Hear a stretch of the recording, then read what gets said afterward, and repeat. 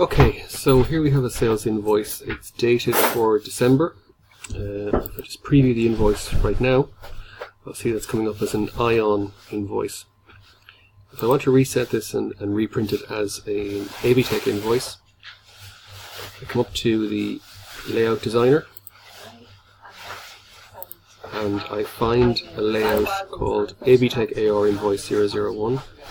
I choose Set as Default and I ensure that I've just selected the default user, just the current user, not all users. Click OK to that, click Update, click OK, and then if I preview,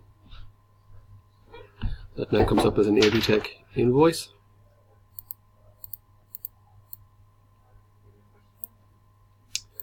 And to change that back, so all invoices will now come up as ABTech invoices.